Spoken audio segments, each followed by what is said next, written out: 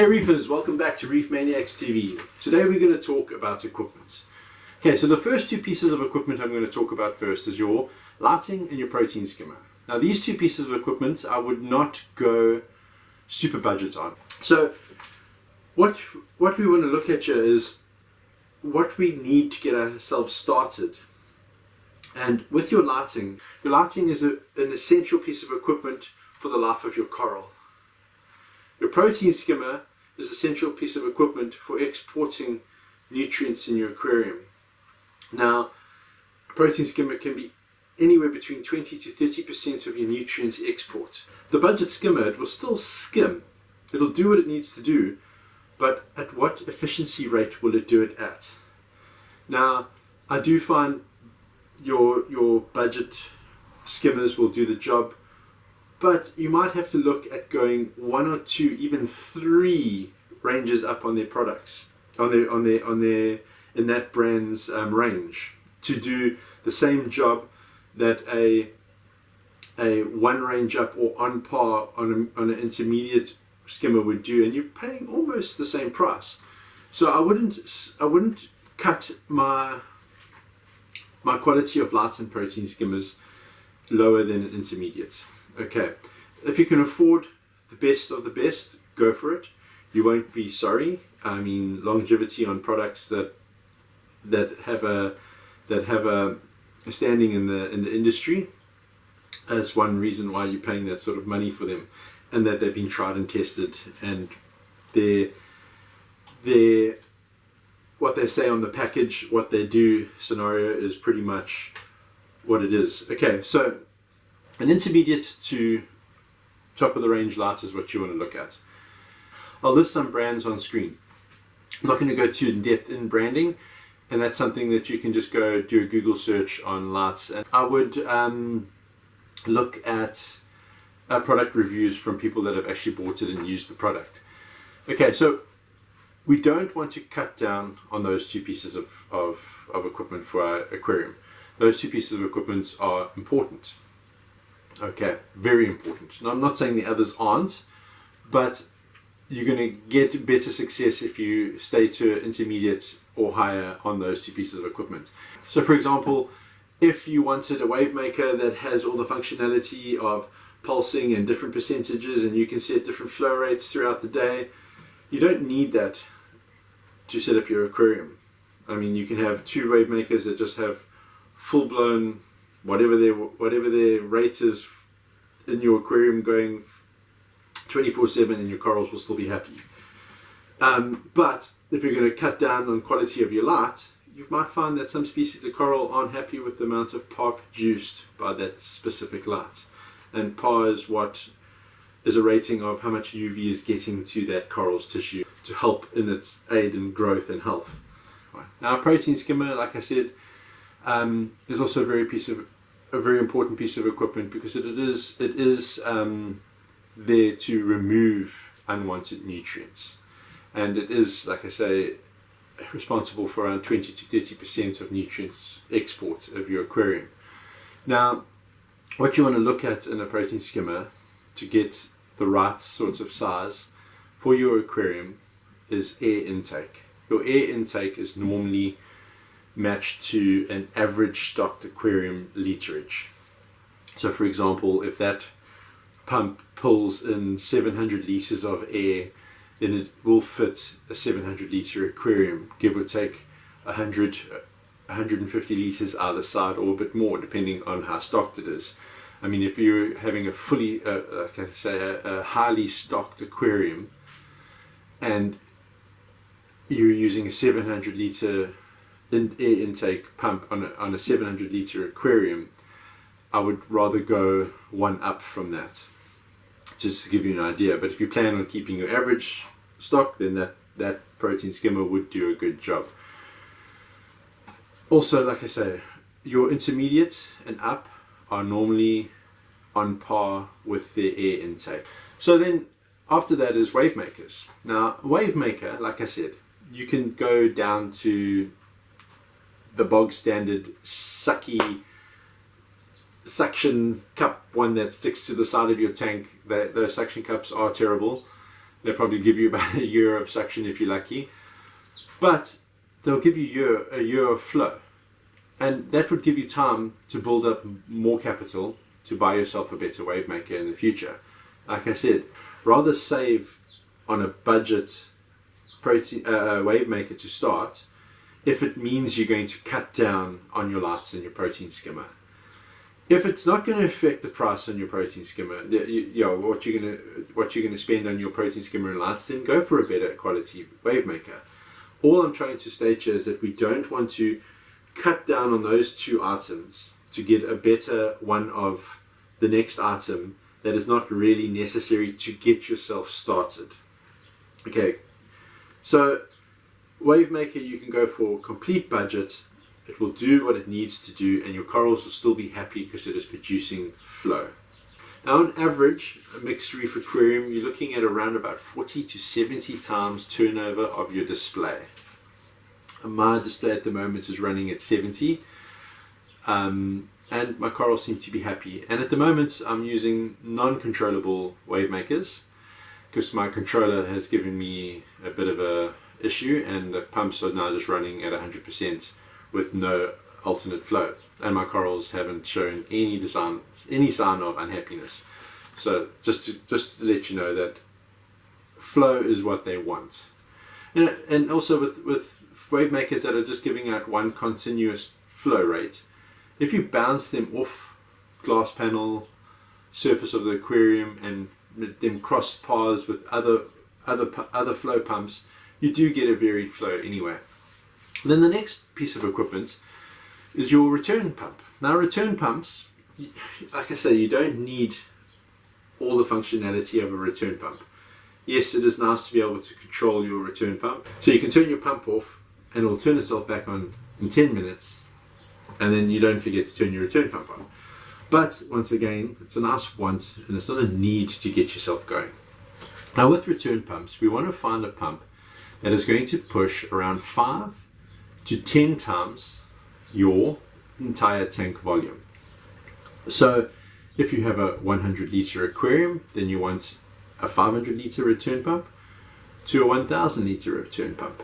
If you have a filter built into the back of your aquarium, because there is no head height, so a 500 liter will push 500 liters, a 1000 liter will push 1000 liters. Now, if you're looking at a tank with a sump, now this little pump has a back pressure on it. It has to push that water up a pipe, out the sump, and into your aquarium. So you've got to take into account that this little pump has to now push approximately 1.2 or 1.3 meters into the air and get that water to surface. To the surface of your display. On the box of these pumps, they normally have a little chart, and on this chart will indicate what the flow rate will be at a certain head height. Now, most pumps will have a max head height, meaning that at that height, it won't push any water. It will hold the water at that height, but it won't actually flow out the pipe. That is its max head height. Now, each level of that head height will have a different flow rate. At the bottom of the pump, a 1000 liter pump, for example, will push 1000 liters. At the head heights, let's say the head height is 2.5 meters, that pump will push 0 amounts of liters. So then you'd have to look at that chart and see the height that your tank is that your pump needs to push to the tank, and work out what the flow rate is, and make sure that that flow rate will fit in your 5 to 10. So minimum 5, maximum 10 is the basic rule of thumb of return pump size. Okay, so also bear in mind with that head height, every elbow you add, you also lose a bit of water.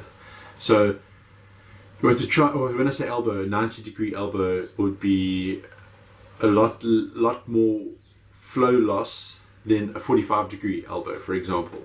Or flexible pipe will give you less of a flow restriction.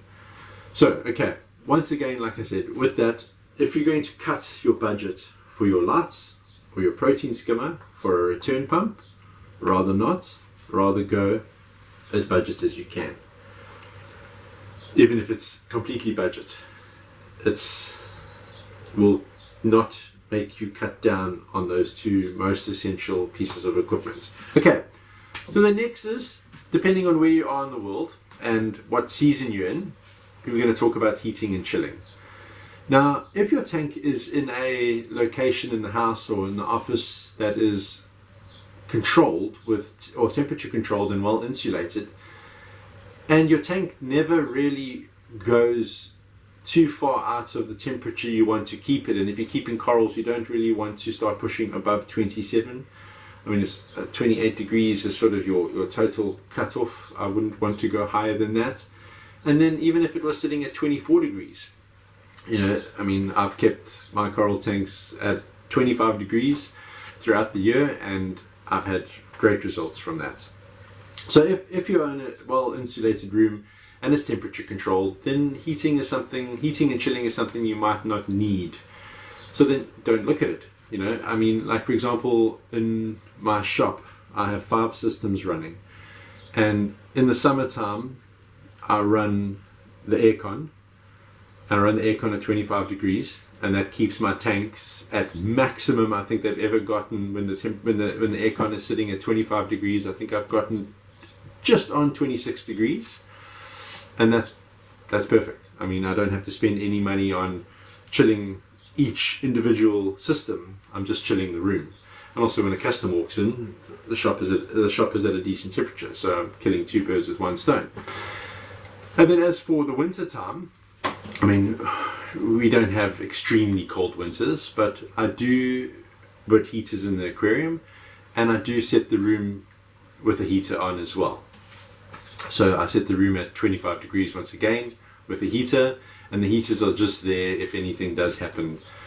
If I forget the window open and the heater's working hard but not actually cooling the room down properly, then at least I've got a bit of a backup there. Okay, so like with heaters as well, I mean, you can go budget on a heater. Just bear in mind, if you're getting a glass heater, to put it in an area in the sump or in your filtration that it's not going to get damaged or cracked. It's made from glass. So I mean, I've seen like guys make little egg crate tubes.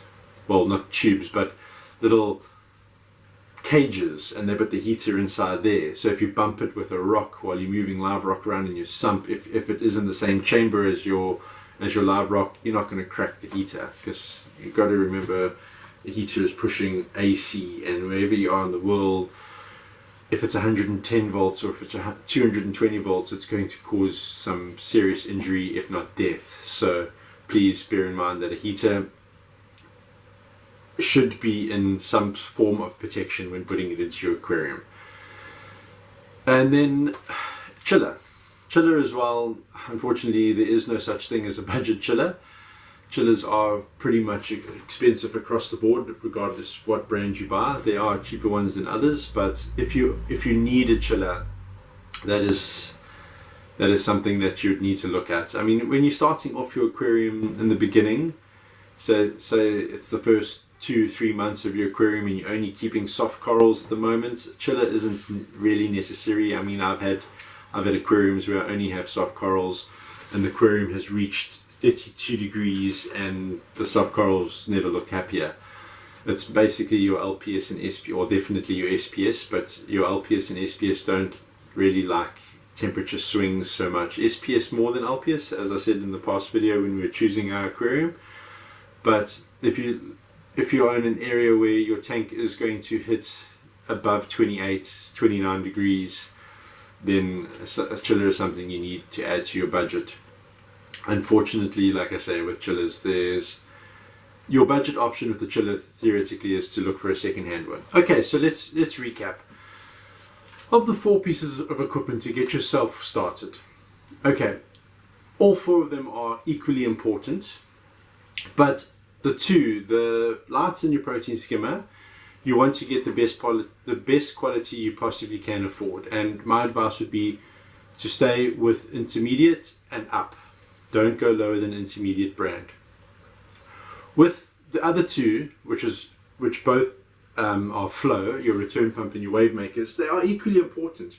Without flow, you have no life. There's no transfer or or degassing or oxygenation of the water. Yes, your protein skimmer does add oxygen to the water, but without the flow to carry that oxygen from the sump up to your display, you have no life. It is the heart of the aquarium, as to say. But with that, you can go budget, an extreme budget with flow, because it will still produce what you need it to produce. If you do go extreme budget, or even if you go intermediate to and higher with a return pump, one piece of advice I can give you is to always have one spare. The reason I say this is, if a wave maker bombs out and you don't have a wave maker, and the shop, you go to the LFS and they don't have stock, and it's like, oh, we have to order it, it's going to take 2 days to get you, that's fine. Your tank can go without a wave maker for 3-4 days without a problem.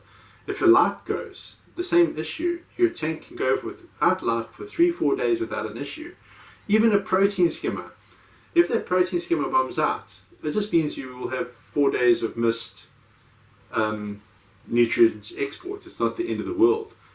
If your return pump bombs out, 1 day without a return pump can be a serious issue for your aquarium. So 3 to 4 days without a return pump is actually, it can be the end of your aquarium. Some guys actually plumb 2 return pumps in at the same time. So if one return pump had to fail and you're not around, you would still have continued flow. And that will also give you time to run to the LFS and get a pump, or order a pump and wait a few days for a pump.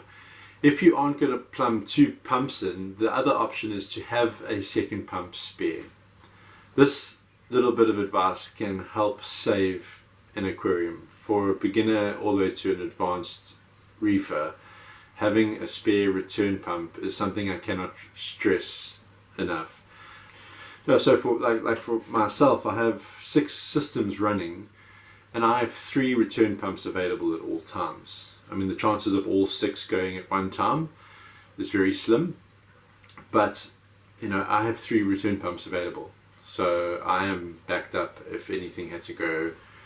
If a return pump had to go, I have available to keep going. And I've had it happen before where a return pump has bombed out. And so that concludes the equipment.